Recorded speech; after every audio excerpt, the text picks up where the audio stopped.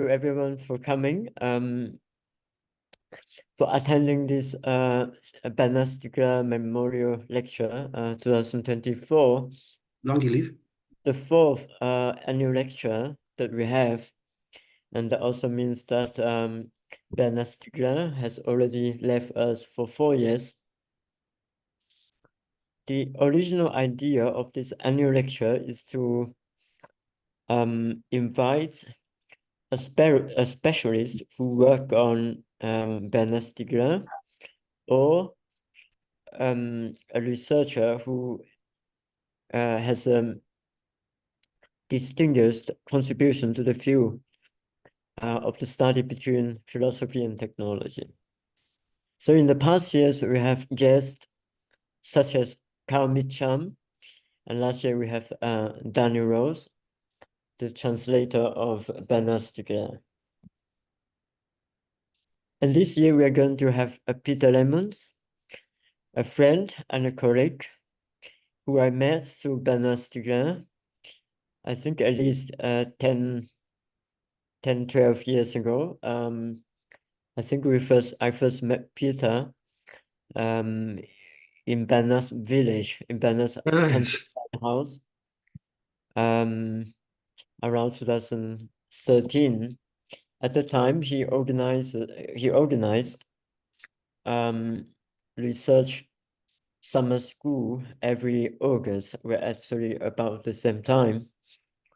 So where I have known Pieter for more than a decade, and we work together as well. Pieter also has translated Bernard's book, especially I think a Philosophie par Citon, into Dutch. He also organized many events around Bernard Stiegler, including the 2016 gathering between Bernard Stiegler and Pieter Sloterdijk. So Pieter Lemmens teaches philosophy and ethics at the Institute for Science in Society at the Radboud University of Nijmegen in the Netherlands. He has published on themes in the philosophy of technology, philosophical anthropology, and post-phenomenology. And on the work of Martin Heidegger, Pieter Sloterdijk, Bernard Stiegler, and post-autonomist Marxism. Recent book publications include Cosmotechnics for a Renewed Concept of Technology in the Anthropocene, 2021, co-edited with Job Hoy, and The Technological Condition, the Entanglement of Technology, Culture and Society, 2022, co-edited with Schuviesta, Sharon, and Vermaas. His current interests are the planetarization of technology and the technosphere, the renewal of philosophy of technology in the age of the Anthropocene, conspiracy thinking, and the philosophical aspects of psychedelics. So the lecture that Pieter is going to deliver today is titled Disillusioned Awakenings in Dark Time, reading Bernard Stiegler after the COVID event. As we can see already from this title, that is going to be a discussion between his reading of Bernard Stiegler, but also conspiracy theory, which I think have become a rather significant phenomenon in our culture and society today. So let's welcome Pieter Lemmens. Thank you, Pieter, for being with us today. Thank you very much, Joek, for this great introduction. And apologies for the technical issues. I'm in France now, in the country house of a friend, and I brought my academic laptop, but apparently the audio didn't work. But I'm with my wife, who also has a laptop, so I was changing laptops, and now I hope you can see my screen. Can you see my text? Yes, we can see your text. Okay, very well. Great, because that will help, I think, understanding of the lecture. The lecture is quite long, but I can try to do it in 1 hour, 5 minutes. It's also very provocative, but I thought I had to do this. It was a kind of duty, so to speak. So let me start reading it. It's about our darker times.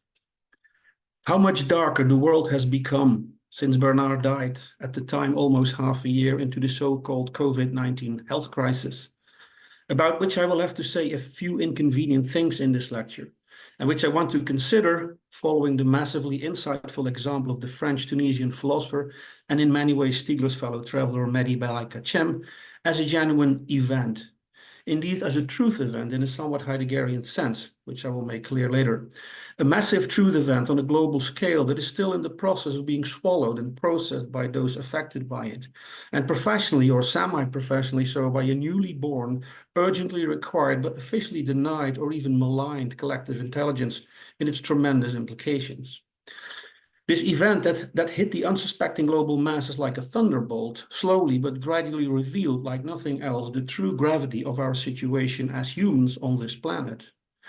And this was certainly not only in the sense of what the late Stiegler called the age of disruption, the epoch of the absence of epoch, which he evoked again and again in his last publications, first of all in the age of disruption, as a time of systemic stupidity and even generalized madness, and most prominently with reference to Adorno and Horkheimer as a new kind of barbarism, resulting from the massive upheaval caused, in his view, by the global installment of the digital technical system. It revealed the gravity of our situation also, and much more principally, as far as I'm concerned, in the sense of what I would like to call the age of deception, possibly opening up to an age of awakening. With COVID, the darkness that was unmistakably present and in an ever-increasing way in Stiegler's writings has really arrived for all to see and has undeniably become the reigning mood in what is called the West, in particular in Europe, although all over the world the so-called COVID crisis created new levels of demoralization, disillusion, and despair, but also of what Stiegler labeled as disbelief and discredit. But this is not so because of the coronavirus itself, to be sure, which from the very beginning proved to be hardly more lethal than a regular flu virus. What was really depressing and darkening our world in an unprecedented way during the COVID crisis was not the starkly overblown threat to our health of the virus infection, which was loudly trumped by all national and transnational media. It was the excessively disproportionate measures imposed on their populations by governments all over the world, but in particular by the self-described free, liberal democratic governments to combat this virus, or to allegedly combat it, because it is not at all clear, or frankly very dubious to say the least, whether these measures were indeed implemented for the sake of public health.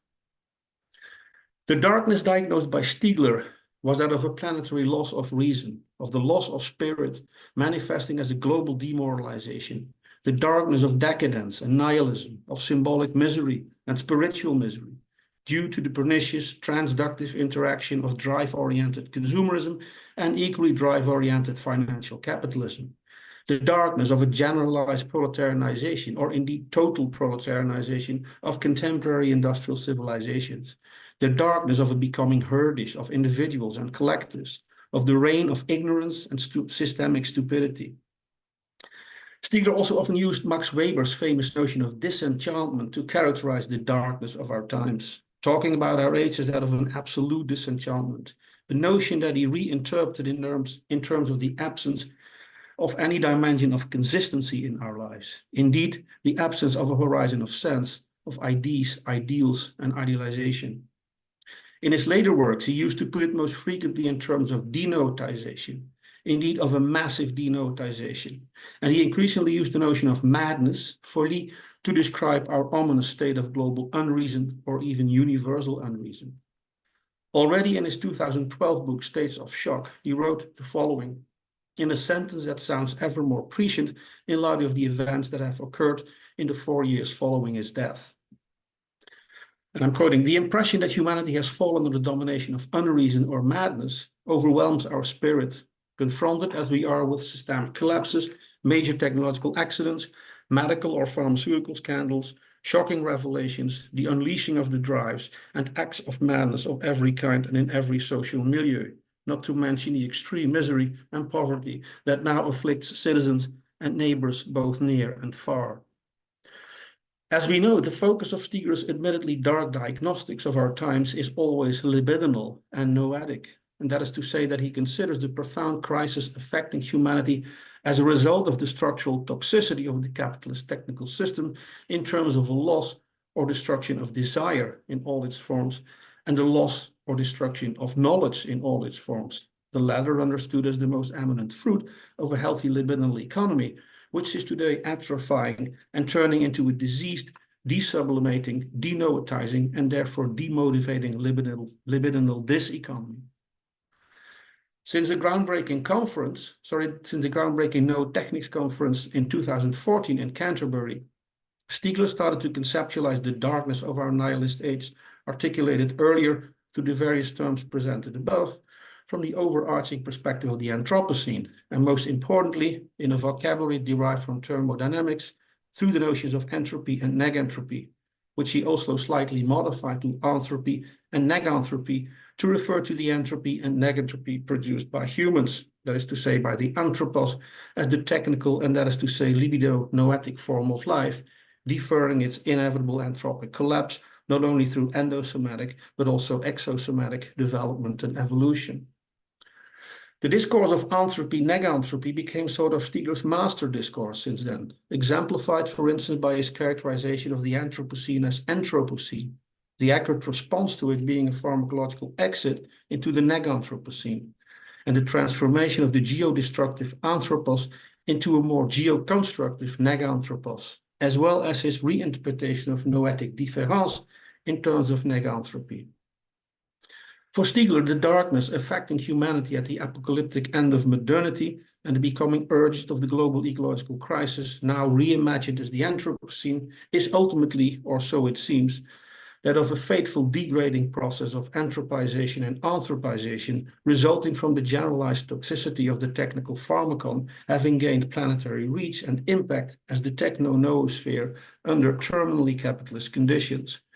The ruination of the existential, libidinal, psychosocial, and noetic essence of humanity caused by a profound lack of care, indeed a sustained negligent carelessness with respect to its own technical condition. Without in any way wanting to dispute this diagnostic, indeed I think there is hardly any author more fundamentally understood the very gravity of our situation than Stiegler. The question that I would like to explore a little today is whether Stiegler's analysis, so penetrating, profound, and far-reaching as they are, may still be considered sufficient, that is to say, powerful and empowering enough to fully understand what has happened, and more precisely what has come to be revealed after his death. And I mean after the COVID crisis, which I can only sketch in some relevant respects here, necessary for relating it to the Stieglerian diagnostic, prognostic, and therapeutic of the darkness, that is to say, its nature of our time. COVID, I want to argue in line with Kachem, represents a genuine caesura in world history, inaugurating no less than what may be called an allotheological break between the pre-COVID and the post-COVID era. And what is truly sad and also irritating for admirers and fellow travelers of Stiegler is that this caesura almost perfectly coincides with his death, meaning that we forever lack his perspective on the matter.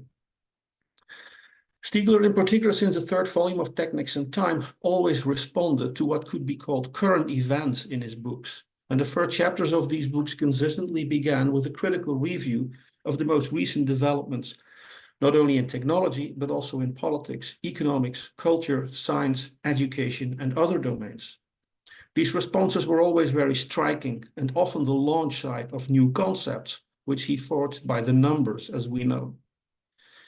In an enlightening notice to the reader entitled Call to Adventure, prefacing the second volume of Symbolic Misery, Stiegler writes that he considers the ultimate goal of his philosophical enterprise to be a matter of honing weapons, to assist in conflicts, by turning the network of questions explored throughout his books into an arsenal of concepts to be used in conflict. This conceptual arsenal he conceived of as a response to the necessity of identifying the forces, tendencies, processes, and energies against which it is pertinent to fight, and in this way to identify the motivations of these conflicts, and not only their protagonists. For Stiegler, who was an explicit adherent to Nietzsche here, thought and human existence in general were essentially a matter of combat, of a struggle with all these various forces, tendencies, processes, and energies which pervade the human life form as a technical life form, and which can both elevate and degrade human life. Philosophy for Stiegler is as such a matter of fighting against the regressive tendencies and caring for the progressive counter tendencies. And it is on the terrain of technology, today foremost digital, that this fight is principally waged. Our time for Stiegler was that of an immense regression, indeed of a frightening cynicism and vulgarity, and of an extreme economic and political violence, physical and mental, but also aesthetic. All of this was symptomatic of the principal regressive tendency of our time, and thus the principal terrain of the battle of contemporary critical philosophical thinking, and that is the auto-destructive tendency of hyper-industrial cultural capitalism, which has lost any notion of its own limits and become completely disinhibited.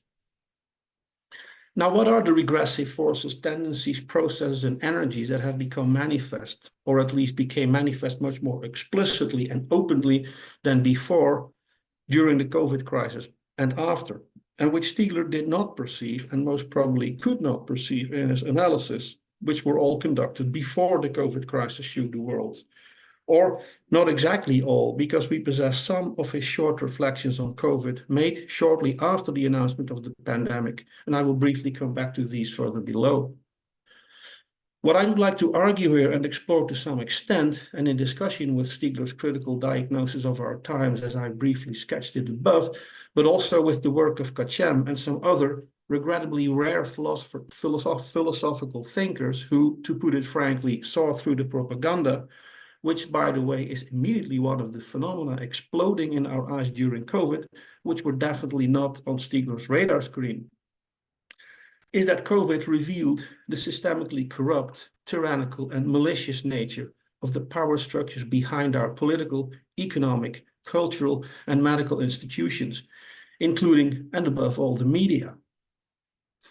Indeed, it can be argued that through COVID, the scales have fallen from people's eyes, and an all too inconvenient and ugly truth has come to light, which can be characterized as that of an immensely appalling grande déconfiture. The invasion of Ukraine by the Russian Federation on 24 February 2022 and the escalating conflict between Israel and Palestine unleashed on 7 October 2023 have only aggravated this gigantic démasqué. A déconfiture and démasqué of what? Of nothing less, to be sure, than the whole structure of authority in place, and what is more, of the very nature of the societal reality people believe to inhabit. What in circles of so-called conspiracy theory, more on this further below, is often designated as prescribed reality, or as the fake reality or consensus reality held up by the official narrative. As argued brilliantly and relentlessly by Kachem in his fulminant 2022 book Kolari Coco Virus, the definitive philosophical-political analysis of COVID, as far as I'm concerned, the so-called COVID crisis was in fact not a health crisis, at all, as many unfortunately still believe. It was portrayed as a health crisis by the oligarchic powers in control not only of the pharmaceutical industry, but also of the media, the food, healthcare, transport, and entertainment industries, and indeed to a large extent also of the national governments on this planet, to function as a smokescreen to falsely justify a totalitarian project of enforced obedience and technological control of the masses, imposed with sometimes great violence at the time through lockdowns, quarantines, curfews, useless and even harmful masks, ridiculous and alienating social distancing protocols, so-called mRNA vaccines, which were actually untested experimental gene therapies, discriminating health passes reminiscent of the ID cards in Nazi Germany, and the constant smearing and cancelling of all dissident voices. In short, an assault on everything the allegedly free citizens of the allegedly civilized world had been taking for granted since the end of the Second World War. As Kachem contends, What we were actually dealing with during COVID was the brutal imposition on today's societies, or at least the attempt at it, of what had been announced for the first time by the American President George Bush right after the collapse of the communist alternative in 1919 as the New World Order. Far from being a genuine health crisis, COVID was, and I quote, a barely concealed global civil war unleashed by the oligarchies of all countries to impose what has been announced for decades without the vast majority of us having yet been able to understand exactly what it meant, the New World Order. The health crisis has suddenly shed a harsh light on the atrociously concrete meaning of this term in reality. It is this unexpectedly violent coming out of the shadows, so to speak, and brutally imposing its dictates with all means available on the life world of citizens by the global oligarchic power alliance that is the primary and, I think, qualitatively new tendency or force appearing on the scene, which Stiegler, as far as I'm concerned, did not see coming and possibly could not see coming. Although, of course, there are certainly indications to be found in his text that he sensed at least the possibility of the nefarious and frankly sinister, indeed outright criminal turn things have taken since COVID. Indeed, a darkening turn. And what is probably the most darkening, most astonishing, and above all most worrying aspect of it is that it has not been perceived as such, or so it seems, by the great majority of intellectuals in the West, including most philosophers, and most alarmingly so-called leftist philosophers, those who should have perceived it above everything else, above everyone else. And this makes one wonder at times whether Stiegler, whom we might consider to be roughly on the left, although a far too autonomous and original thinker, of course, to be put in such a category, would have been deluded by the propaganda just like most of his colleagues. It is hard, if not impossible, and in any case unbearable, to believe so. Yet COVID has confronted us with motherloads of unbelievable and utterly abnormal events and thought and behavior patterns that nonetheless became almost instantly normal, and were indeed pompously welcomed, if not ostentatiously celebrated as the new normal from the very start by politicians, policymakers, medical experts, and above all by the media mouthpieces controlled by the powers that be. To be sure, and I will return to this later, Kachem unequivocally considers the so-called COVID crisis to be a scam, not a pandemic, but a plandemic. And he does not hesitate to identify it, and I will also come back to this more extensively later, as a manifestation of radical evil in the Kantian sense, and that is to say as an intentional corruption to act deliberately against the universal moral law, an evil indeed wearing the mask of the good. The measures imposed on societies on the false pretense of an extremely dangerous virus to be fought at all costs were absolutely evil, since it involved a violently enforced, totally undemocratic collectivization and universalization decided by a restricted elite under the sole legitimation of scientific, or more correctly, pseudo-scientific facts, a brutal dictate to blindly and uncritically follow the science, a false science to be sure, and obey the total suspension of the rule of law. It is impossible here to describe in a few sentences the sheer measure of fraud, deceit, and deception that was committed by the authorities and their manifold accomplices, but also the sheer ignorance and frankly servility exhibited by an unthinking, zombified, and obedient majority of officials and servants in all sectors of society during this fabricated pseudo-crisis, not to speak about most of the intellectuals. It was atrocious and literally heartbreaking to watch one's fellow citizens slavishly and often even eagerly adapting to the most absurd and irrational dictates. Everything about it was a sham and, indeed, a shame. Let me first present some facts to get to the picture before returning to Stiegler. It has now been amply demonstrated, among many other things, and I'm mentioning just a few, that the greatest and most trustworthy experts considered the so-called lab leak theory of the virus most plausible from the beginning. That the disgraceful masks made mandatory in public space did not counteract virus transmission and were even harmful to the respiratory system. That the COVID-19 dashboard introduced by Johns Hopkins University did not have any scientific underpinning.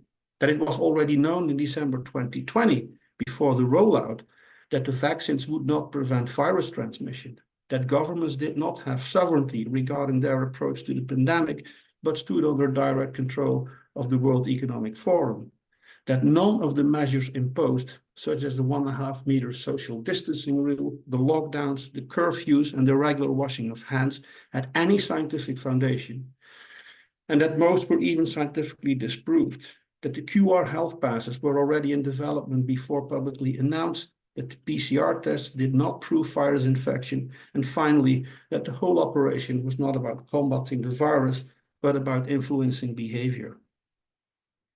Yet, the complete opposites of these retrospectively unearthed truths were constantly and obtrusively propagated as absolute and undeniable truths, immune to any criticism by a massive, all-out propaganda campaign on a global scale, the likes of which had never seen before, not even at the heights of Nazism and Stalinism, indeed by a program of what Kachan calls planetary brainwashing.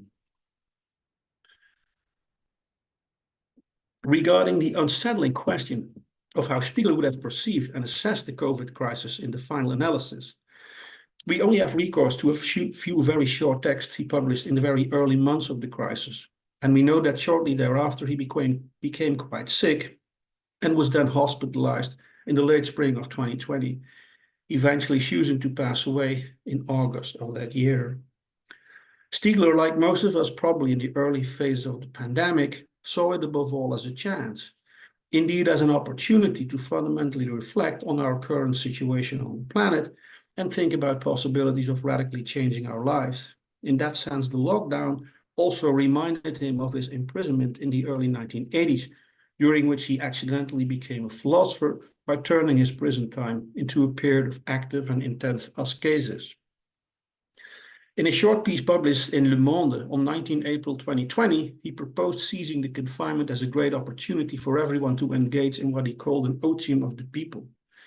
As someone belonging to the intellectual class, whose relatively still comfortable lives were not as profoundly disrupted as those of the working and middle classes, he saw the lockdowns offering the possibility of giving oneself one's own rhythm and pursue what the Stoics called technetaubiou, or what the late Foucault called techniques of the self, instead of bending to the distractive and alienating rhythms normally imposed 24/7 by our hyper-mediated environments.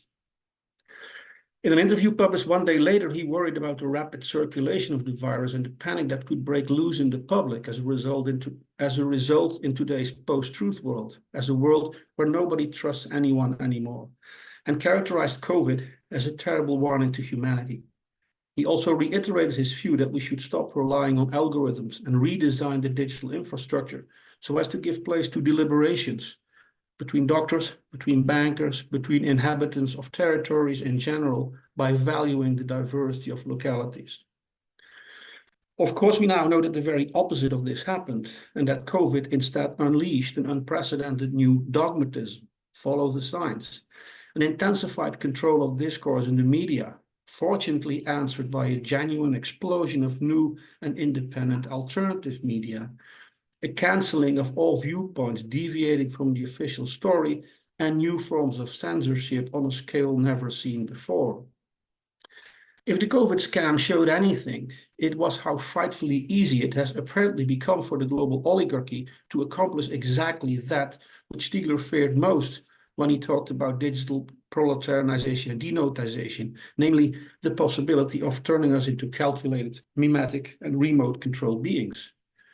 This is exactly what happened to a majority of people during COVID, to the point that living according to the dictates of the health authorities becoming a kind of cult, an intolerant cult referred to by some as COVIDianism. The COVID operation was also a massive and systemic assault on what Stiegler called no diversity, or in any case, it was a vicious and vile attack on the intrinsic diversity of scientific opinion. It seems quite obvious that the lesson for humanity from the COVID crisis at the time for Stiegler would be that of realizing its destructive impact on the planet because of the deeply toxic nature of its hyper-technological, hyper-capitalist, and hyper-consumerist, systemically careless modus vivendi on this planet. This is certainly important, and nobody should deny this. The global ecological crisis is the principal life or death challenge for humanity, No question about that, yet it is nothing really new for most people. But maybe the more important and certainly more acute and in many ways also more disconcerting lesson, or so I want to suggest, is the one that I mentioned earlier, and that is the disillusioning realization that the national, international, and global authority structures governing the lives of humans, or rather the hidden power networks behind these authorities, are utterly corrupt, and to make things worse, systematically and willingly act against the interests of humanity at large. Indeed, since COVID, it is hard to keep holding on, as Stiegler always urged, to the allegedly fair and certainly understandable view that the global oligarchy, of which he talked about more and more in his later books, should not be considered and approached as an enemy, but simply as an adversary representing a destructive hegemonic tendency that should indeed be fought but not eliminated. As Kachem observes in the most direct and plain fashion, though, and I quote, "The lesson of the COVID crisis is quite clear. Governments don't want us well. States do not wish us well. Globalization does not wish us well. The big media don't want us well. Representative democracies do not wish us well. International organizations like the WHO do not wish us well." Concluding that the enemy is not too difficult to define. All these institutions have revealed their literally hostile nature in a formerly unknown blatant fashion through lies, manipulation, propaganda, blackmail, corruption, and coercion. Acting outside of the law, indeed by suspending the law and invoking the state of emergency or state of exception, as Giorgio Agamben observed already in the very early stages of the so-called pandemic, and instituting a quasi-fascistic biosecurity regime, reducing humans to the condition of bare life, famously theorized by Agamben as the Homo sacer. As Kachem proclaims, anything that can deconstruct or destroy these large entities will be a good thing, which means in plain language that we are at war and with some very dark and sinister forces. Although it is certainly true that Stiegler regularly pointed to the existence of such dark forces in his work, and more so as their brutality increased over the last 2 decades, he was nonetheless always cautious to identify them as evil and to consider them as enemies to be dispelled with. But it's also the case, or so I think in hindsight, that he never really grasped the actual power, the actual nature, and the actual, indeed, malevolent intentions of these forces, and how they have used and are using digital technologies to further their causes. And this ignorance was probably common to most of us before COVID, yet we can simply no longer afford it. Already in For a New Critique of Political Economy, Stiegler wrote about the becoming mafia and the essentially mafia-like character of today's capitalism. In today's age of absolute disenchantment, he wrote, "The power of the powerful plays without consistence, without relation to otium of any kind, without the slightest belief, and therefore as absolute cynicism, with neither faith nor law. The mafia-esque operations of today's finance capitalism being manifestly criminal and strictly illegal." It is in this barbaric form of capitalism, which not only drive-based politics and an addictive consumerism induced by industrial populism are thriving, but where we also see developing, according to Stiegler, the systematic state lie, but also, as quoted already earlier, an explosion of medical or pharmaceutical scandals and shocking revelations about the illegal and shameful practices and behaviors of representatives of the political and economic powers that be.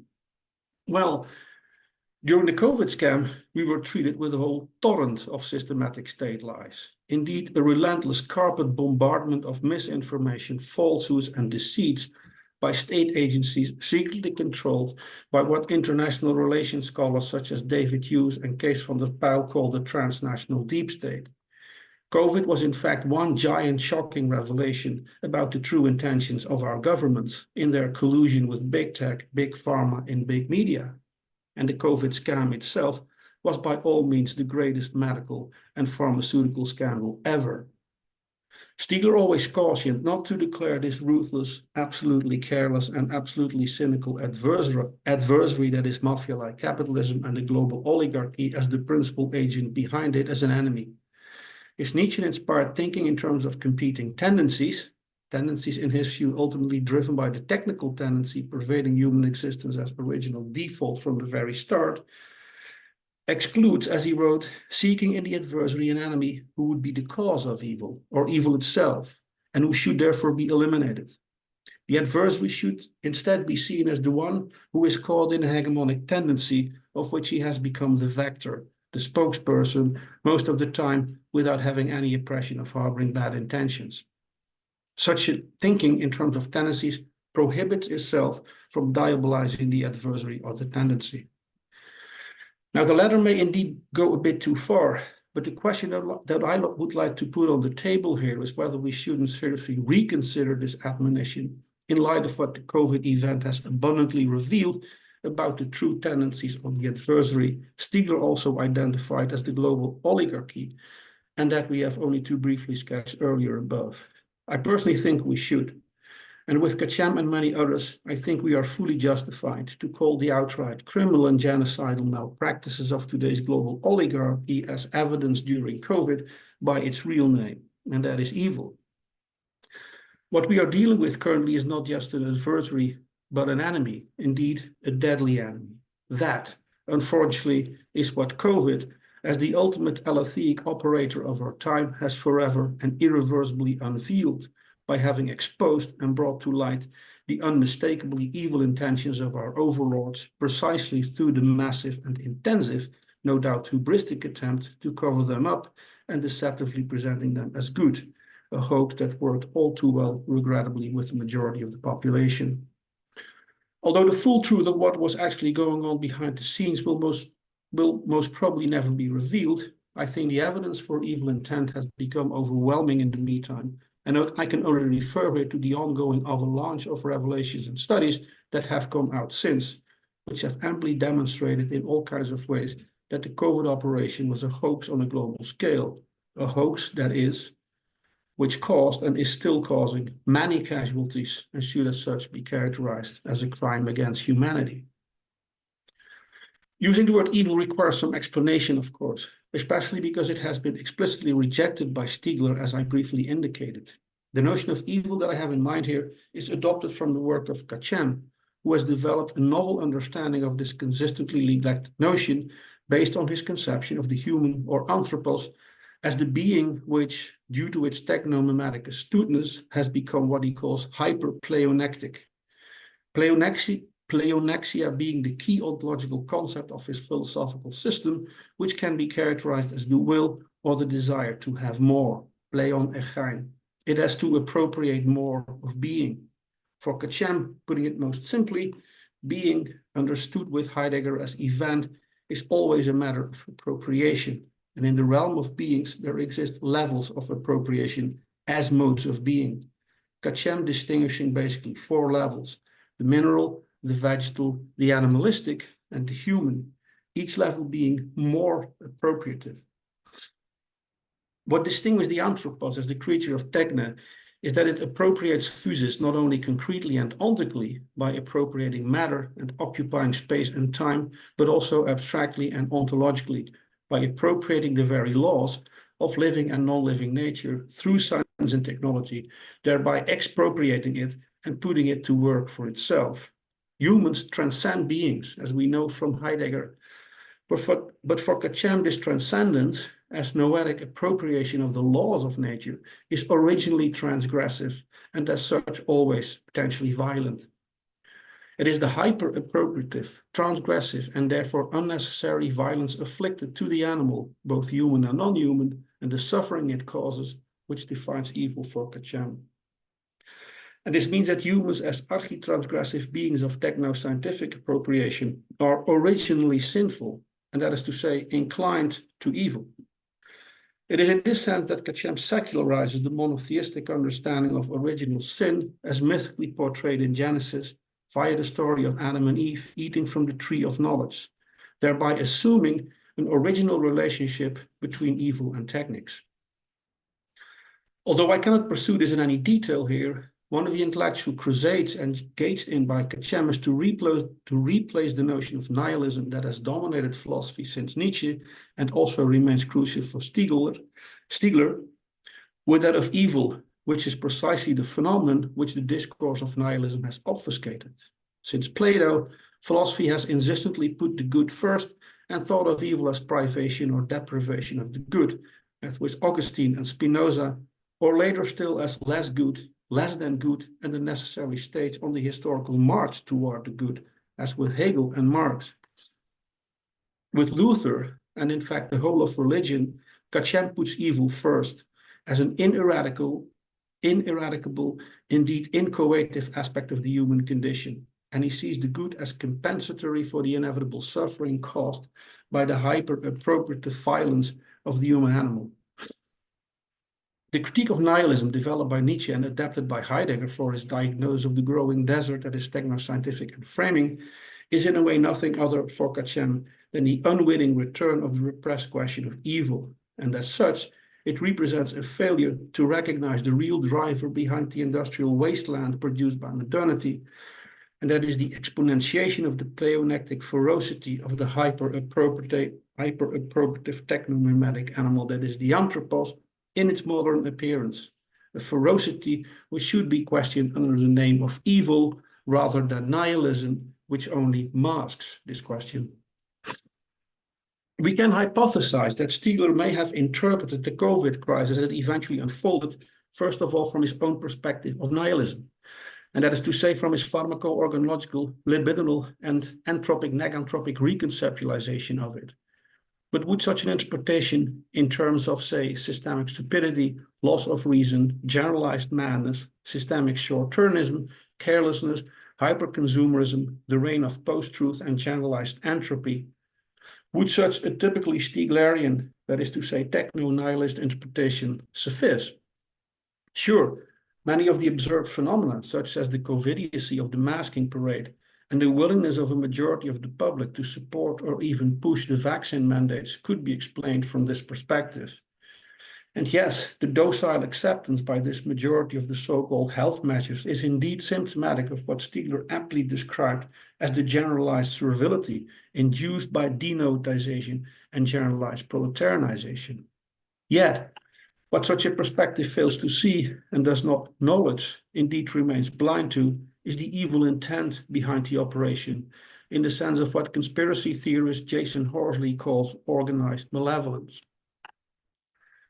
The latter can be explained much more easily from the pleonectic, indeed hyper-pleonectic perspective on modern history introduced by Kachem than from the techno-nihilist, post-truth and anthropocenic perspective that we all know from Stiegler.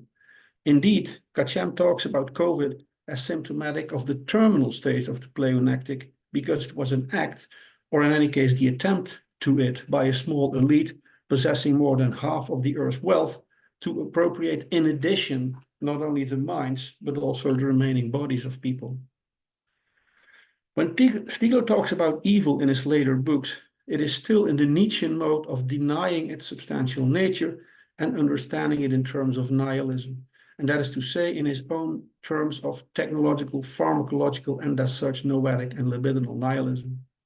Following Nietzsche, he theorizes evil beyond good and evil as a disease of desire and of knowledge caused by the negativity of the pharmacon, which conditions all desire and all knowledge, and whose potential positivity is the only remedy for the disease or evil that it is itself.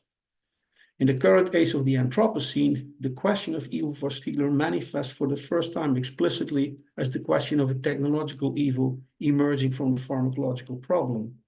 Evil is therefore always the evil of the pharmacon, as the fundamentally duplicitous and ambiguous condition of noesis, the condition of prostheticity.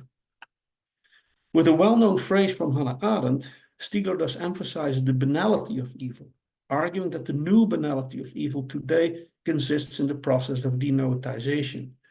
This process today manifests on a planetary scale at the level of the techno-noosphere, which has become the support structure of the anthropic anti-episteme that is the hypercomputational cave of post-truth, which means that the question of evil re-emerges macrocosmologically as a threat in the biosphere against the biosphere itself.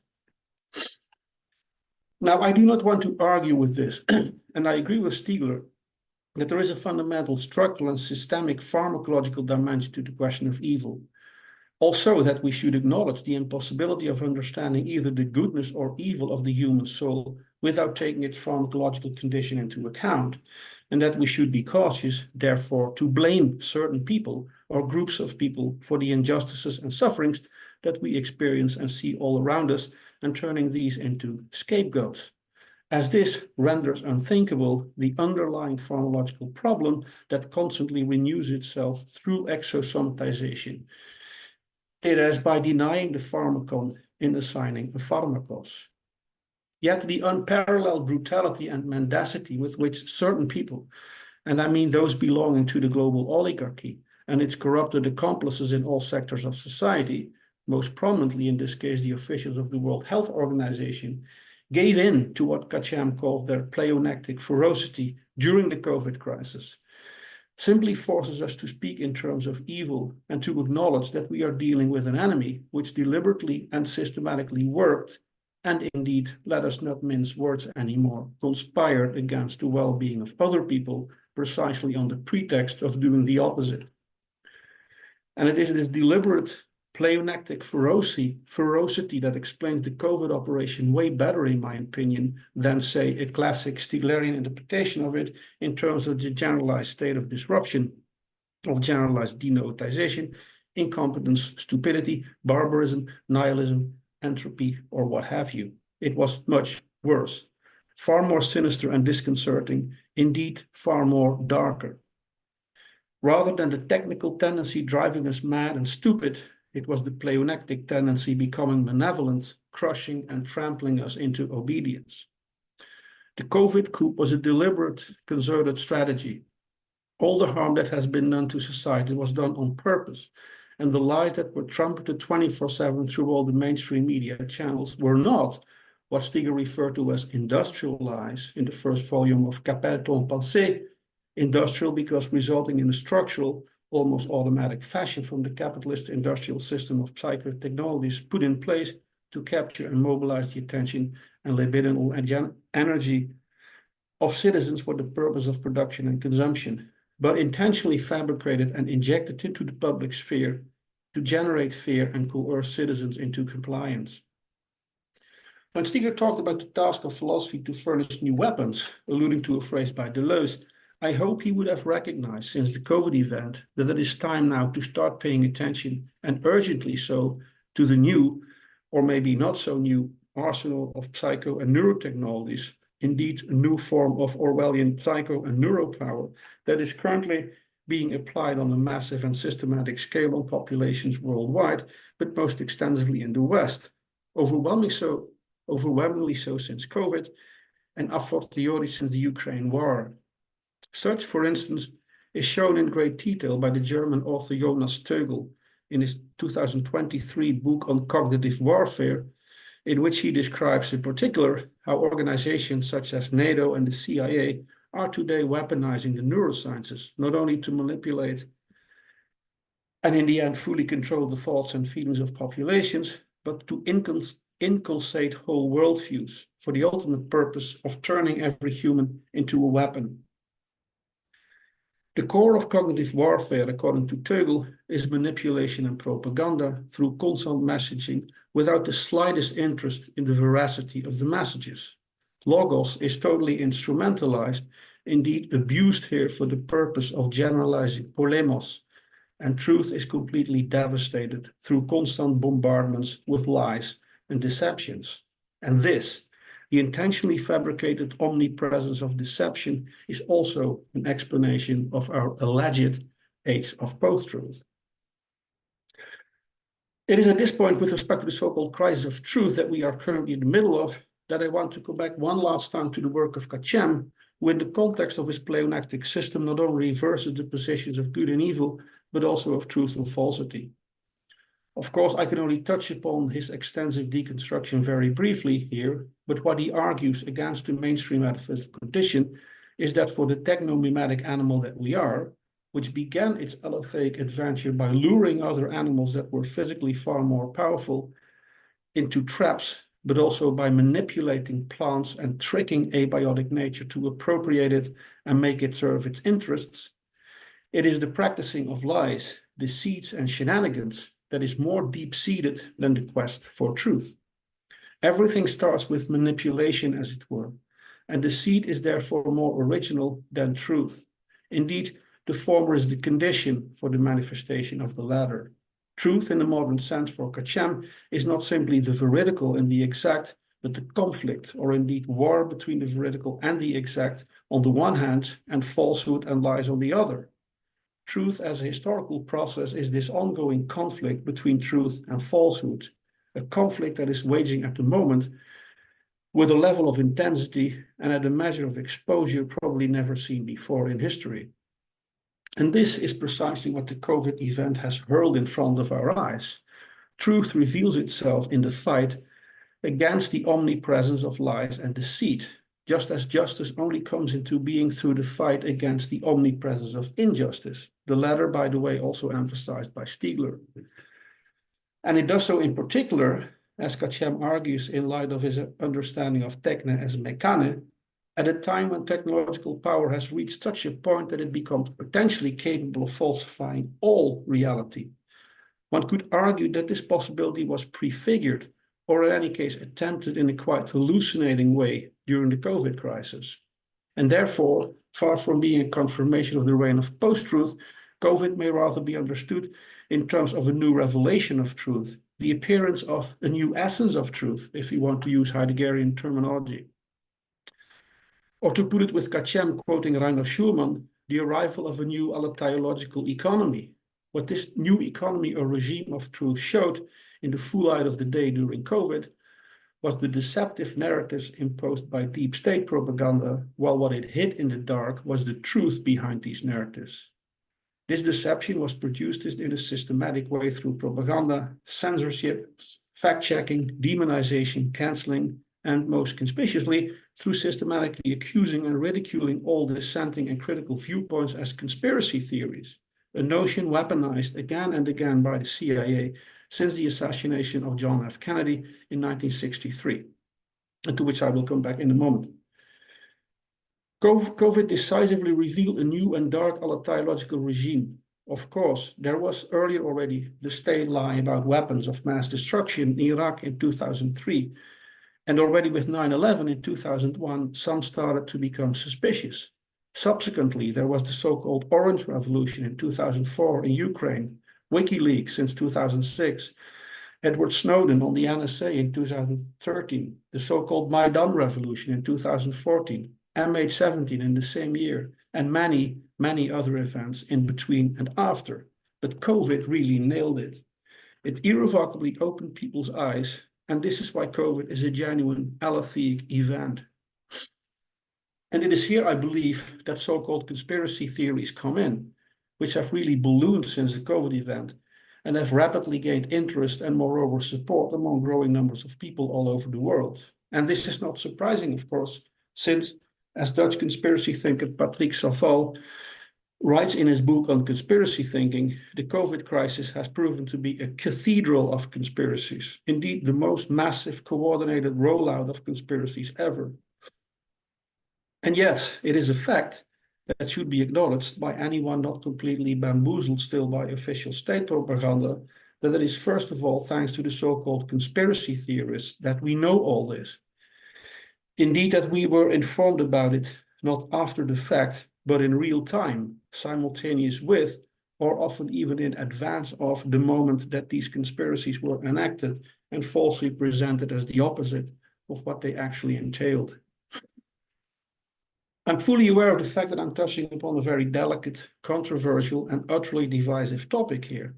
But in the last part of this talk, if only because of my own personal experiences and frankly existential and intellectual conversion during the COVID event, I do want to make a case here for the relevance and indeed historical importance of the phenomenon of conspiracy theory, instead of smugly parroting the academic consensus, still quite plausible, admittedly, before COVID, and most probably also shared by Stiegler, we should take conspiracy thinking more seriously and resist falling for its official depiction as being a flawed, deluded, simplistic, paranoid, and indeed pathological way of thinking, which finds its dubious origin in ignorance, political impotence, resentment, and the inability and or unwillingness to perceive and interpret the world in its full complexity by pointing to a singular cabal of malicious perpetrators secretly operating behind the scenes and held exclusively responsible for the experienced suffering and misfortune. My thesis here is that our age is indeed the golden age of conspiracism, as Donatella di Cesare writes in her interesting but ultimately flawed book on conspiracy thinking, but not, as she contends, because we live in an overly complex, disorienting, chaotic, uncertain, and depoliticized world in which citizens almost inevitably resort to illusory and all too simplistic faux explanations of events that overwhelm their cognitive capacities. It is so because instead, these citizens have found out over time, and blatantly so during the COVID crisis, that many, and by now frankly the majority of events they perceive all around them and that they rightly experience as consistently detrimental to their individual and collective existence can indeed be traced back to conspiracies. As a rule, these are conspiracies of the most powerful, the oligarchs and their accomplices in politics, the military, the media, the intelligence agencies, and in many other co-opted, co-conspiring institutions. Conspiracy, that is, of those who wield such excessive, indeed gargantuan amounts of power and wealth today after more than 4 decades of unbridled neoliberal hypercapitalism, that they have been able to literally buy their way into practically all sectors of society to take control of them and to thereby destroy whatever was left of democracy, or rather turning the latter into nothing but a spectacle, which principally serves to conceal the real, indeed oligarchic levels of power and all the machinations that these engage in covertly to consolidate and expand their power and their wealth, obviously. What the larger public, or at least the rapidly growing awake segment of it, is starting to realize and confront viscerally, and big time so since the COVID event in which it reached a critical threshold, is what the French situationist and conspiracy thinker extraordinaire Guy Debord, in his incredibly prescient and prophetic commentaries on the society of the spectacle in 1988, referred to as the spectacle's general imposture. That is to say, the fact that our contemporary society of what he called the integrated spectacle is built on secrecy. Indeed, that secrecy dominates this world, and first and foremost as the secret of domination.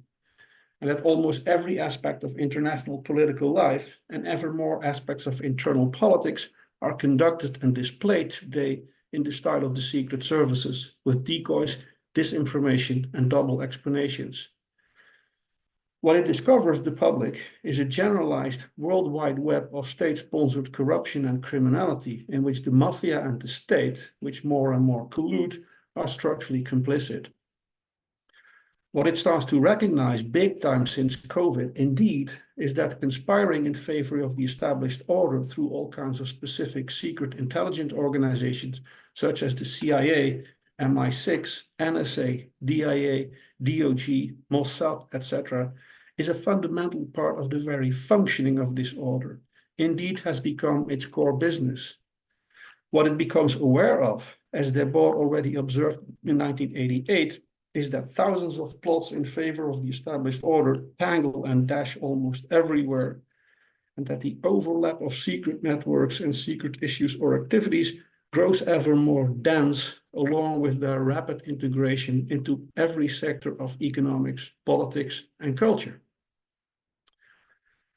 What the larger public also finds out and starts theorizing, and this is where I want to come back again to the work of Stiegler, is how the various strategies, methods, operations, and technologies employed by the global oligarchy to deceive, indoctrinate, propagandize, and conceal its shenanigans and hide its motivations actually work, and how they can be exposed for what they are and possibly neutralized and countered.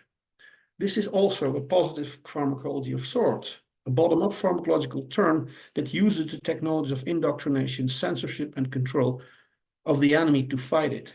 This is also where alternative media platforms and channels such as Substack, Rumble, BitChute, Locals, Odyssey, and Telegram come in. Refuges of the critical spirit and breeding grounds of whole new varieties of critical reporting, commentary, and theoretical reflection.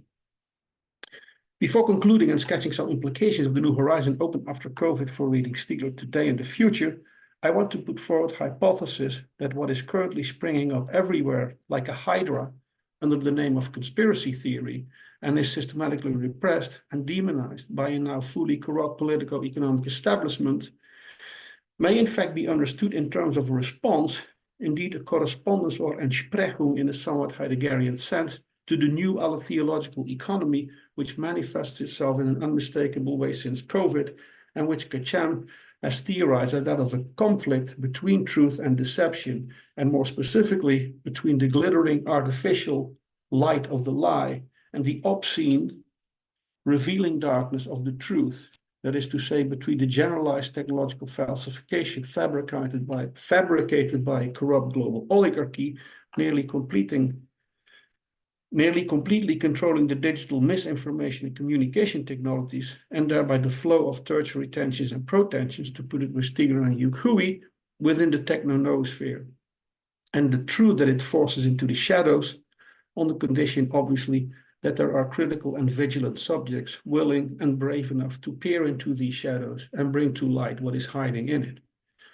What conspiracy theorists are very good at, what they are trained, indeed self-trained at, is in detecting, identifying, and investigating how this hiding by showing works, how conspirational deceptions are fabricated, and what kinds of strategies, operations, and technologies are regularly employed by those engaged in designing these deceptions, most often secret intelligence agencies and the military. These are specialized in detecting and deciphering what could be called patterns of deception, which are the basic building blocks of any conspiracy theory. And they use certain kinds of reasoning to analyze and interpret events which are suspected to be the product of conspiracies, very much in line with Kachem's allotheology of truth, as principally resulting from the exposure of deception. Unfortunately, I cannot go into these many patterns here, false flags, psyop, and problem reaction solution being three of the most well-known. But all these patterns are patterns of deceit, dissimulation, manipulation, lying, fraud, trickery, delusion, mystification, etc., which for Kachem are the most originary ways in which the techno-mimetic animal, that is the human, operates in what Heidegger called aletheia, or the clearing.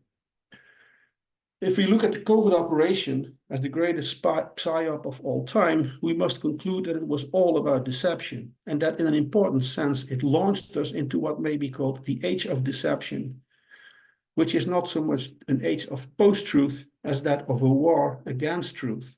This is very different, although not entirely unrelated, of course, to what Stiegler called the age of disruption, and involves quite different phenomena than the ones we are familiar with from his work, which mainly revolve, let us say, around consumerism, marketing, and advertising, that is to say, the capturing of the desire of consciousness for the purpose of consumption, in the context of what he frequently called the global economic war. The war unleashed massively on the public with COVID, but with lower intensity weight already way before COVID, is a different one, although in many ways also a further development of it. It is a new kind of war, and by all means a new class war, in which a noetically and libidinally expropriated and abused, indeed ignorized or stupefied global proletariat, in the sense of Stiegler, is subjected to a new, mostly covert kind of warfare that is targeting its mind space, its ideas, and its worldviews, indeed its meta-narratives, to use the expression by Lyotard, and is herding it more and more via a plethora of digital technologies of mind control and AI algorithms, and in the future possibly via a centrally controlled digital currency, into what some authors have called a digital panopticon, or even a digital gulag, and which Kachem refers to as an algorithmic concentration camp, a new class war waged in the form of what is known as psychological, cognitive, hybrid, or fifth-generation warfare.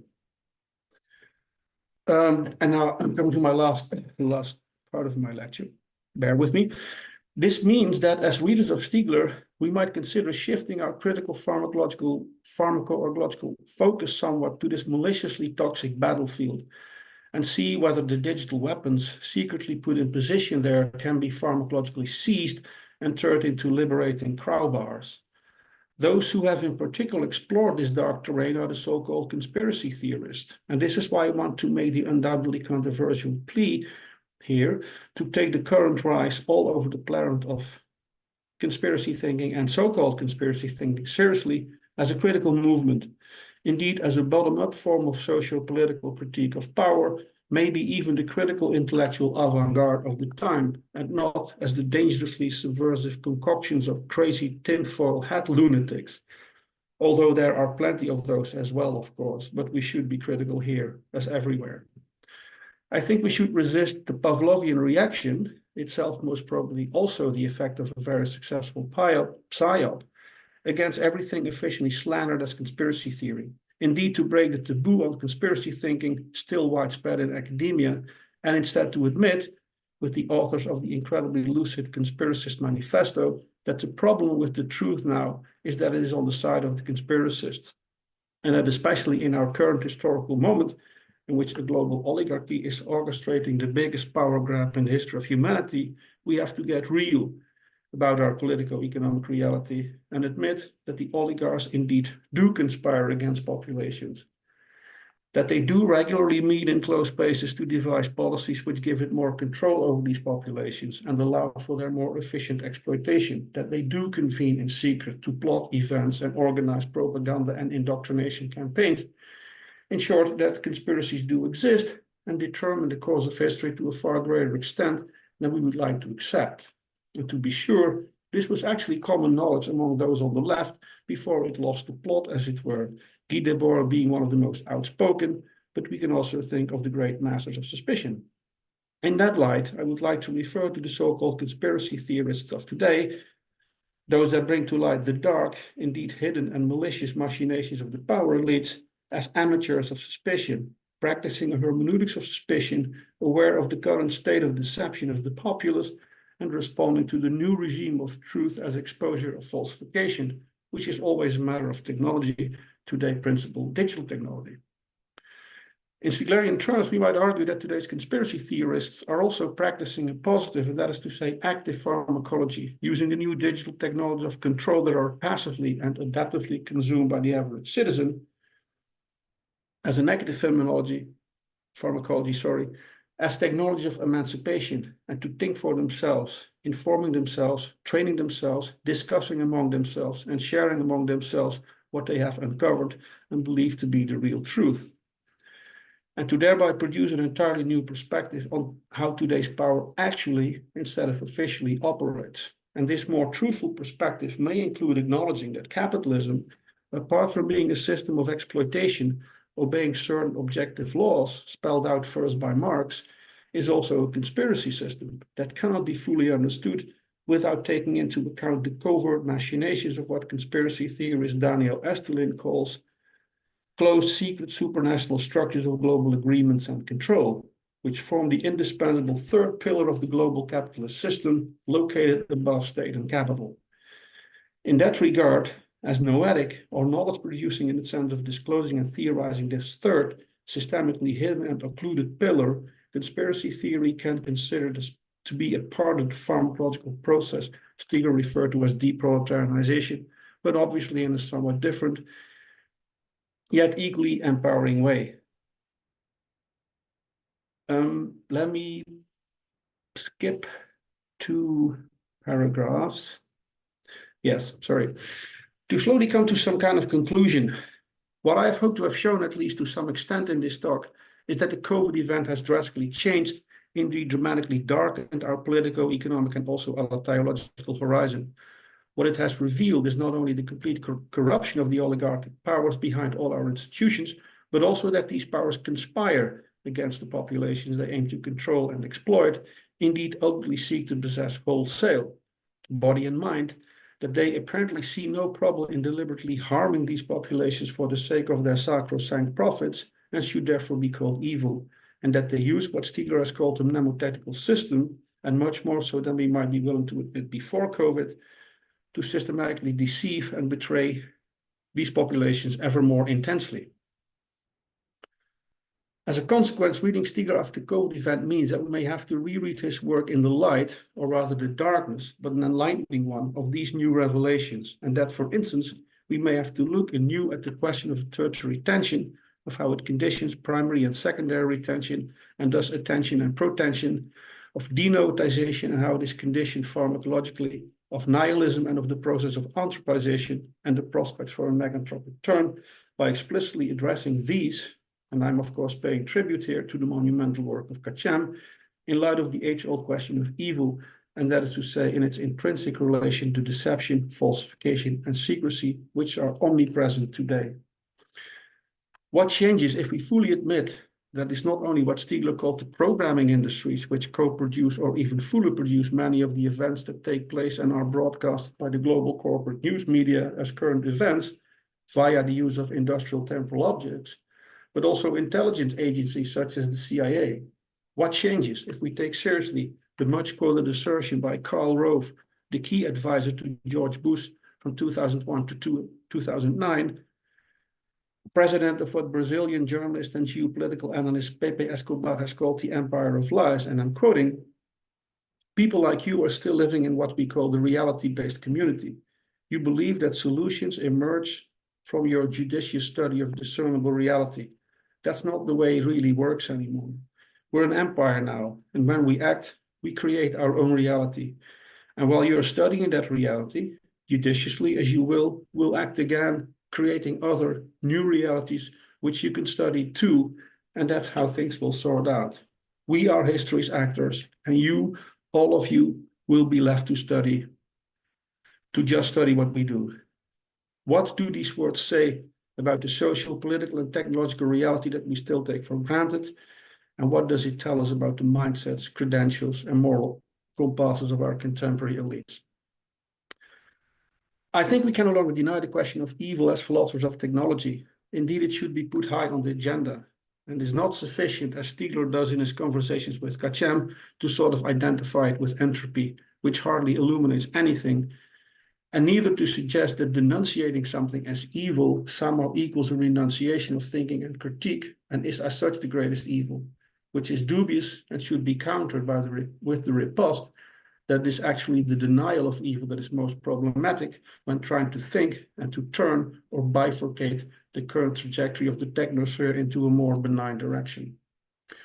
Also, and this is my last point, we need to rethink after COVID the constant emphasis on the quasi-autonomy of technology and the process of technical becoming in view of the indisputable fact, as the brilliant Italian conspiracy thinker Guido Preparata argues in a fascinating article on the contemporary technostructure as a mechanized anthill, somewhat reminiscent of Stiegler's techno-pheromonic analysis of the arthropod tendency inherent in today's hyper-technological societies, and I quote, that it is always the elites, the new ones being more or less legitimate filiations of the old ones, that are ultimately privy to the access codes of the structure's console, and that therefore it is inevitably from the elites that violence, by whose law everyone is to abide, ultimately radiates. As already stated earlier, Stiegler was one of the very few contemporary thinkers who was aware of the true gravity of our current predicament and who conceived this philosophical project explicitly as a response to the impending planetary catastrophe. And it must be admitted that he argued, in particular in the first volume of T'appelle ton penser, that this predicament, that of the possible end of humanity because of the self-inflicted endangerment of the biosphere as its one and only life support system, presented us with a new question of evil, not just morally, as he wrote, but macrocosmologically. This new question of evil is still that of nihilism in all the various ways he conceptualized it, as I've shown above. And for sure, this project of neganthropology and the neganthropic bifurcation to counter this systemic evil is most laudable and honorable, and indeed realistic project that should be wholeheartedly embraced. Yet, without a serious consideration of the crucial, indeed systemically conspirative role of the global oligarchy and its boundless greed and domineering spirit, as per the legendary Greek statesman and lawmaker Solon, in presiding over the progress of the systemic evil, a role rightly denounced as evil by those currently acting against both the open and secret conspiracies of the elites and their insidious hyperpleonectic plans for a new world order or great reset, this bifurcation seems destined to systemically fail. We need to contain this evil. And it is here that today's reviled conspiracy theorists should be taken a bit more seriously and not complacently dismissed a priori. They should instead be considered as possible intellectual allies in the fight for truth and against the current almost general state of delusion and untruth, but also disillusion in what Stiegler himself, in the third volume of Technics and Time, referred to as today's societies of hypermass and of deception. Conspiracy theory may have become too important in the current historical conjuncture of generalized deception, as Preparata and others argue, to leave it to the conspiracy theorists.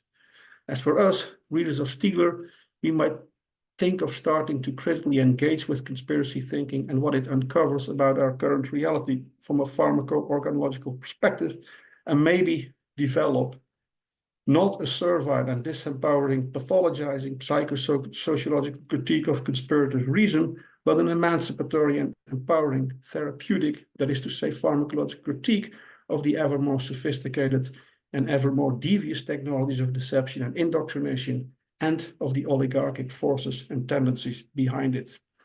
Thank you for your attention and, above all, for your patience. Thank you very much, Peter, for this very provocative talk.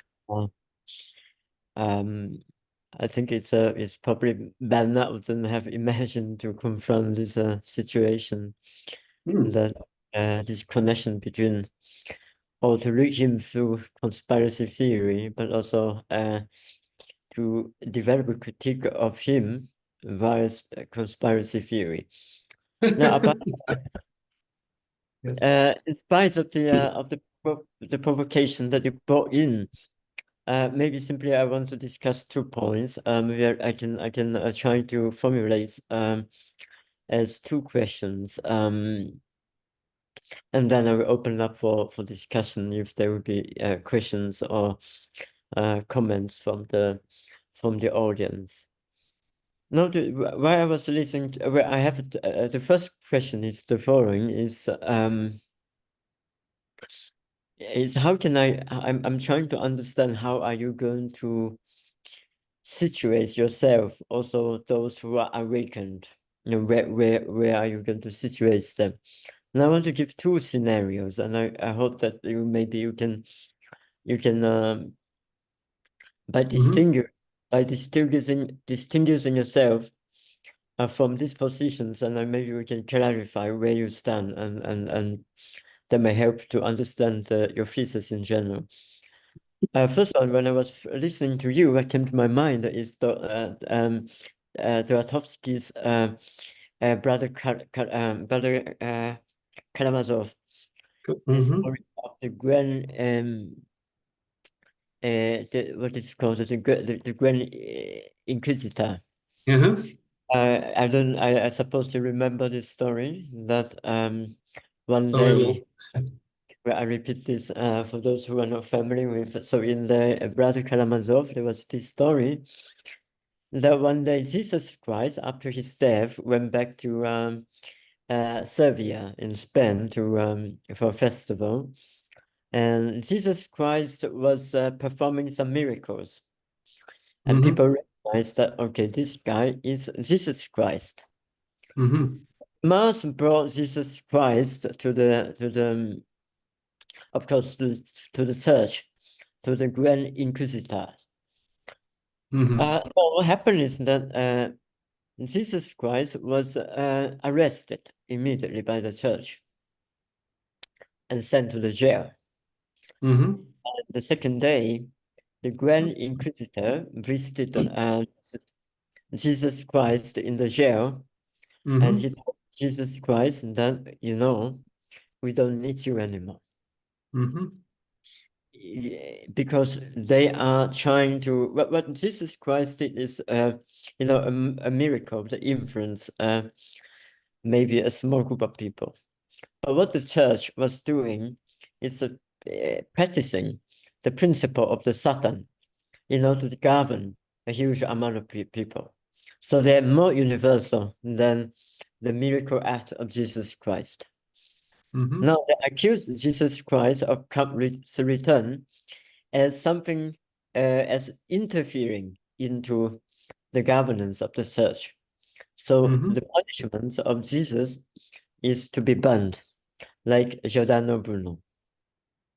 The second position would be like what you mentioned about the Donatella di Caesar. Yes. In her book, we see that there is a different position. The different position is that it's not Jesus Christ, but the weakened community, the fragile community, those who suffers, and conspiracy theory become a necessary means of resistance and so on. So first of all, I would really be curious to know how you position yourself, because there was a clear appreciation but also critique of de Caesar's book in your talk. You didn't elaborate. Yeah, that's true. Thank you very much, Hugh. I'm not sure how to interpret or what to do with your reference to the Brothers Karamazov by Dostoevsky and the visit of Jesus to the Grand Inquisitor. I'm slightly familiar with that story from Peter Sloterdijk's book, The Critique of Cynical Reason, if I'm correct. But I'm not familiar enough, I think, to answer that question, or you might be willing to Yeah, because I think fundamentally the question of the evil. There is obviously the question of the evil, that the realm of the principle of the rules of the Satan is actually universalized or generalized, right?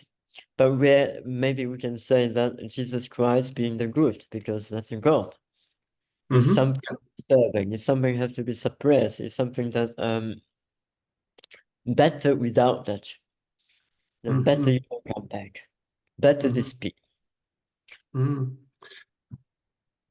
Let me first go to your the second part of the question about the interpretation of the theory of conspiratory reasoning of Donatella di Cesare. I also read that book. She's basically saying that conspiracy theory is a faulty way of reasoning, right? It's people who are unaware of the real complexity of the institutions, etc., in the world, and then resort to simplistic theories of hidden perpetrators, mostly one perpetrator, the Jews or the bankers or whatever. And I think she's wrong about what, and she focuses very much in this book on these grand conspiracies, right? And a lot of conspiracy thinking is indeed about this, the Illuminati, or etc., etc. But I think that's the wrong kind of conspiracy thinking, right? I don't think there is such a, unique, singular cabal controlling history.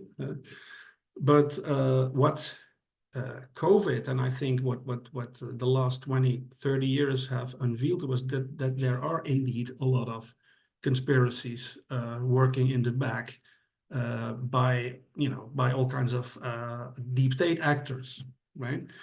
So conspiracies do exist, and the conspiracy theories, in a way, respond to this by trying to to theorize, what's actually behind it. So I think many conspiracy theories are also, I think, more complex, right, than the so-called official narratives. I think we should not go into specific conspiracy theories at the moment, but it's not necessarily a decomplexifying theorization. It's actually more complex, I think.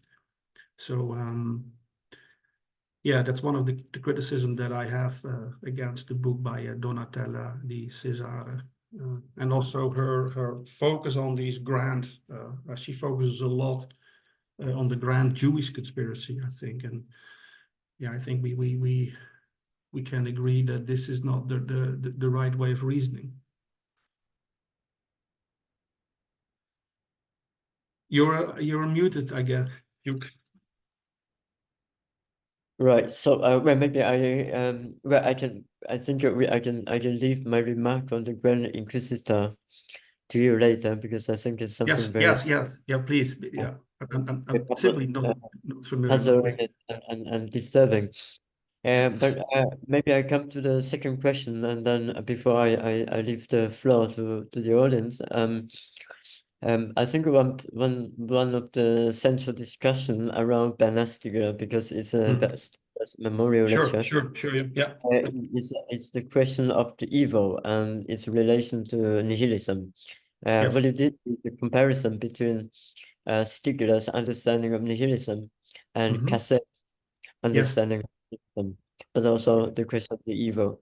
Yeah. Now, at some point, if I remember correctly, you kind of contrast the understanding of nihilism and evil, and you basically make the claim that Stiegler's reading is still very much limited to the Nietzschean reading, right? That, like Nietzsche, Bernard wanted to overcome nihilism with nihilism, but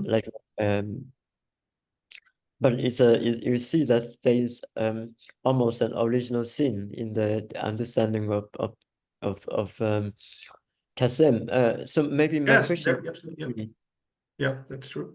is how to practice good in the epoch of the post-truth that you are mentioning, because conspiracy theory emerged also in the same time when the post-truth epoch started. Of course, conspiracy theories started when there has been always conspiracy theory, but I think conspiracy theory become popular. It was at the same time when the post-truth discourse emerged. So that's why the literature that we have seen in the recent years, from the Manifest Conspirationist to, for example, the book of the Caesar and so on, and many books that we have in the past few years, is very much, I think, is the kind of product or kind of accompaniment of the post-truth. Now, very concretely, how do we practice good in the epoch of post-truth? I think this might be a question that Stiegler will pose. How can we practice good in the epoch of post-truth? Difficulty, of course, is that truth and good are not necessarily together. Something being true does not imply being moral or being good. Being moral doesn't mean that. Yeah, well, you of course you can discuss that, right? From the classic Platonic position, of course, the good and the true converge, right? I know that's not the good and the Karon, the beautiful, come together. But I mean, for example, people like David Hume would argue that being true does not imply being moral. Being immoral does not imply being true. Yeah. Oh, I agree. Yeah. In this case, a more concrete question is how to practice good in the epoch of truth, or do we still need to think of this question to produce to practice good? Because for me, I think that this might be a question that concerns Stiegler, of course. But also I think the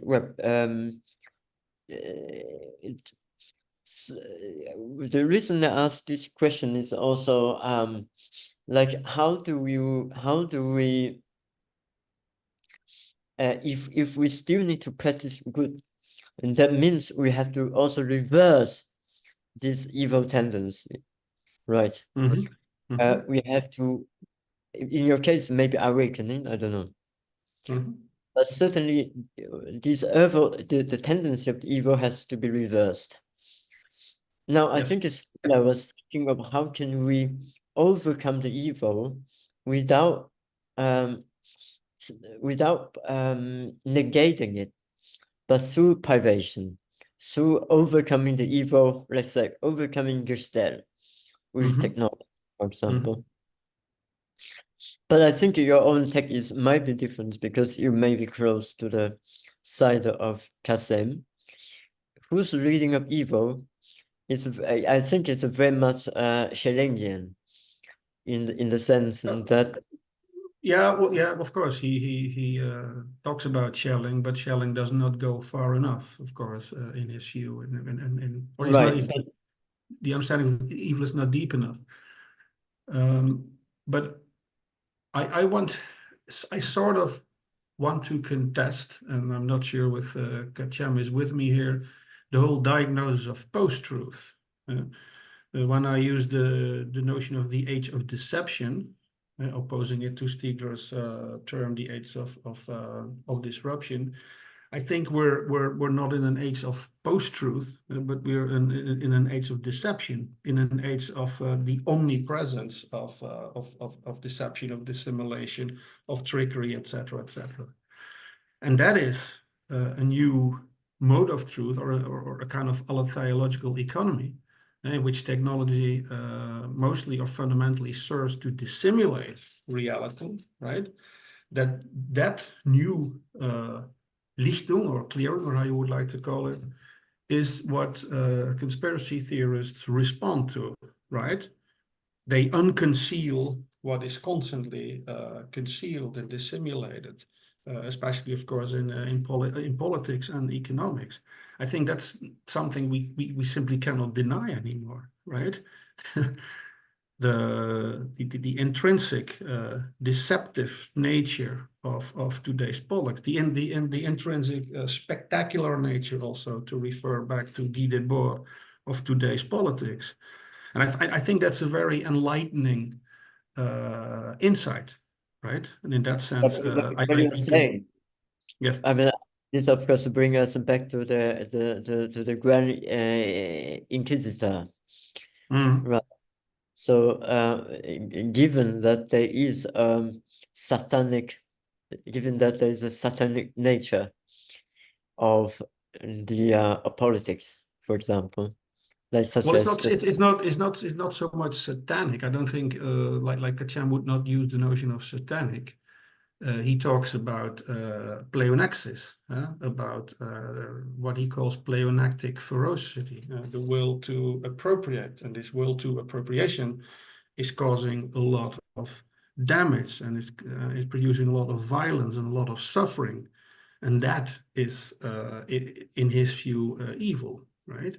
So But it's I not so. personally understand. I mean, this is from a Yep. very kind perspective. This is evil since you are not following the categorical imperative. You are not. Mhm. We are all. It's being evil is original sin. Once we are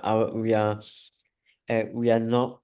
Or we are not able to actively negate the empirical inclination towards the evil, then we are already evil. Which I understand is that given that the status quo of the current politics, according to your analysis, is already the evil. It's already evil, right? So, someone like you, I would say, I mean, this is not the best comparison, but I would say someone like you, who may be like Jesus Christ, returning to Servian and then burned and arrested in the you are arrested by the church, and then you will be punished, for example. So that's why I think that I asked the question how to practice the good in the epoch of the post-truth. That's also a very practical question. That given if we follow your analysis carefully about the current politics and the kind of evil revealed by the COVID-19 event, how to practice good, or is there any value to practicing good? That's my more fundamental question than a particular interpretation of Kasem's system. How to practice the good. Or is there still necessary practicing good in this time? Of I mean, course, it's after being awakened, after of course. Yeah, of course, and I think this the Age of Awakening is of course a very important part of that, right? And I think conspiracy theorists contribute to this awakening, to this enlightening. And again, I'm not arguing in favor of all kinds of crazy tinfoil hat conspiracies, but I'm arguing in favor of those that expose hidden realities to us, right? That we need to know also to understand history, right? Because I think the official narratives, the official stories of history more and more evade from what is actually going on, right? So that and yeah, and I think that's a dangerous thing, right? So we there is a dark side to history, dark matter, so to speak, right? That conspiracy theories uncover. Very much, just the last point to follow up, just to clarify. So if I understand you correctly, what you're saying is that this awakening is already a practice of good. Yeah, I think so. Yeah, I think so. That's absolutely a part of it. But what would be other kind of practice you can, or even going further? Well, it's a practice of honesty, right? A practice of truth telling. I'm not sure if I talked about the current conspiracy theorists, parrhesiasts, right? I think I skipped that these two sections, but they could be considered as parrhesiasts, as people who tell the truth to power, right? While risking their reputations, while risking their academic positions, and this is what we saw a lot during the COVID crisis, right? Many, big names in science, trustworthy scientists were disqualified, were branded, Right. were slandered as conspiracy theorists, right? So doing the good is this parrhesiastic activity, I think, is part of bringing the good, bringing the truth. And in that sense, truth and goodness, of course, are really associated here, I would say. Right. So thank you, Peter. I think we don't have so much time, so I wanted to leave to the public. There's already one question waiting for you. Maybe allow me to read out from Jean Petit. Conspiracy theories. I think if you look at the Q&A, you can read it as well. Yes, sorry. It's from John Putti. The question is foreign. Conspiracy theories survive well and gain popularity because they are not falsifiable. To use Karl Popper's term, a critique often directed against Marx and Freud. Can we describe the accumulation of such unfalsifiable theories as an expert of entropy in the noosphere? Thank you for this question, John Kuti. I disagree with your premise that conspiracy theories are not falsifiable. I'm not sure where you get that information from. They're certainly falsifiable because they're all about proving, matters of fact, events. What a conspiracy theorist is doing is constantly gaining and gathering information. I'm missing the question. Yeah, sorry. So I don't buy that at all, that they're not falsifiable. And I know Karl Popper is one of the authors who very much argued against conspiracy theory, although he was himself engaged in a lot of conspirational activity. So I don't buy the premise. I don't see why conspiracy theories are not falsifiable. They're just as falsifiable as other, let's say, more mainstream or official or accepted or academic theories of history.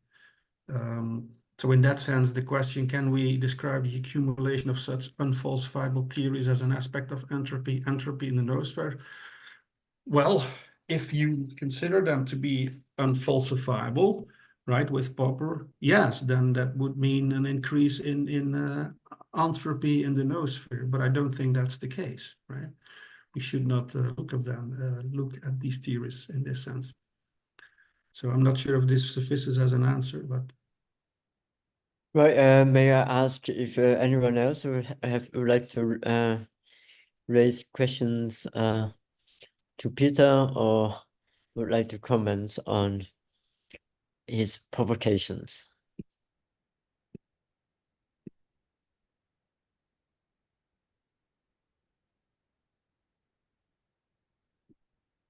no.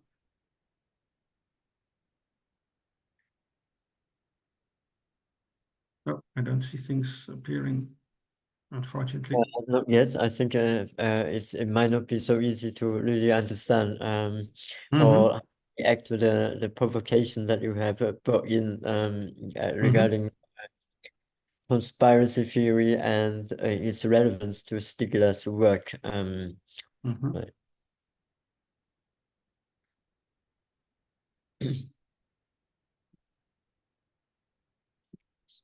But maybe while we are waiting for to see if others have questions, I also would like to I mean, I still wanted to push it a little bit further, like after this disillusioned awakening, let's say, which is also the kind of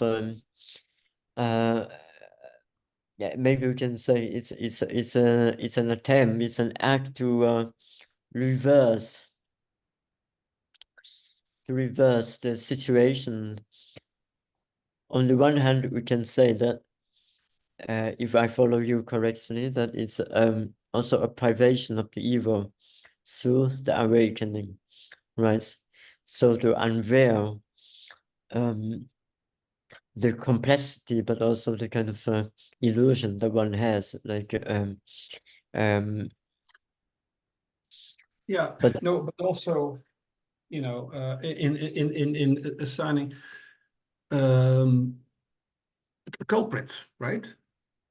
Certain institutions, certain companies, you know, certain actors, so to speak, in history, and without always resorting, let's say, to structural causes, like, you know, it's because of capitalism, it's because of this, it's because of that.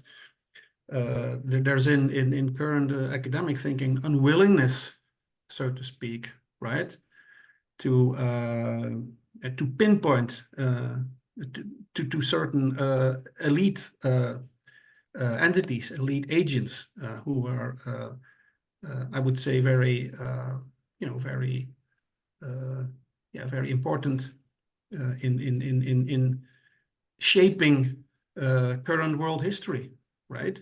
For instance, the role of the CIA is not really researched or in current academia, while it is probably much more profound, right? And then we would be willing to admit, right? So there's a whole dark continent, I would say, that conspiracy theory unearths or uncovers, right? And not in the sense of an illusion, but in the sense of a real aletheic gesture, right? And in that sense, yeah. well, it might be possible that only the CIA can do research on the CIA. You know? So well, that would demand a certain kind of transformation of academic researcher into. But I wanted to go maybe a last point, because I think when you talk about the evil, you are very much influenced by the concept of the pleonetic. yes, yeah, yes.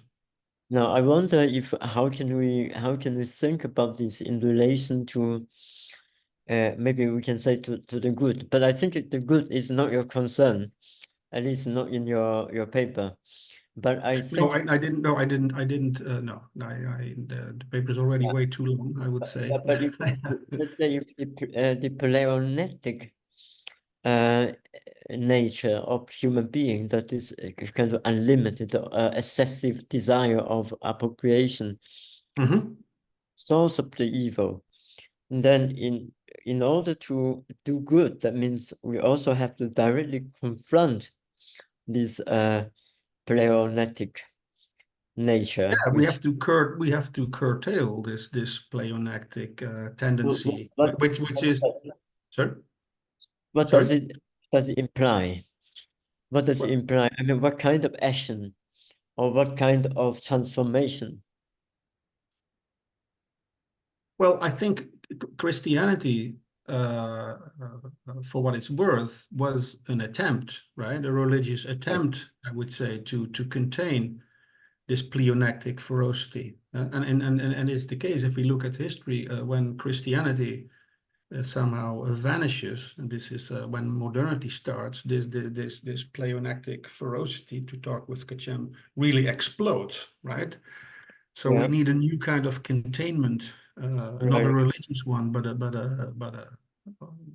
think that didn't this already happen in the case? Because what I understand is that there is a close relation between what you call a pleonetic and what I might consider as individualism.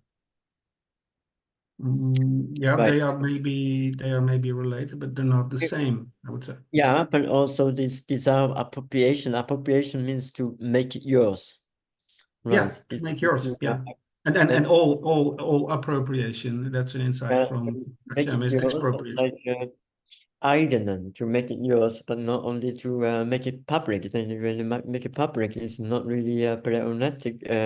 Well, even if it is, it's not the kind of evil that we are thinking about. But of course, after when you say that the church was one form to contain, of course, also in the form of the empire to contain as kind of individualism. And with the decline of the church, of course, what we see is the emergence of the modern state as a new form of enclosure and now it seems like we probably will need another form. If I follow your historical analysis, that we need maybe something I would call a political form, or in your case, maybe a kind of spiritualism or mysticism or whatever you can name. I mean, it is political, but political can also be can also be kind of a mysticism in a way. So I'm wondering if you did you have any thought on this? Well, I think, by the way, I see another, Daniel Ross has a question. Yeah, I think spiritual practices are always good, right? And they are, it is, of course, my question of spiritualism is related to what Dan was asking about tendency and counter tendency. You know? Okay. Because the question of tendency and counter tendency is not really Stiegler's idea, it's a Bergson's idea of tendency, counter tendency. Well, but Stiegler employs it a lot, and sure. He refers to, I think, mostly to Nietzsche, especially in the Disbelief and Discredit in the fourth volume, where he talks mostly resentment and nihilism. So maybe you wanted to answer. Maybe you can answer Dan's question, and then we can, if no question, then we can close. I don't know if the rest can also see this question, but let me try to read. Stiegler's, so the question from Dan Rose.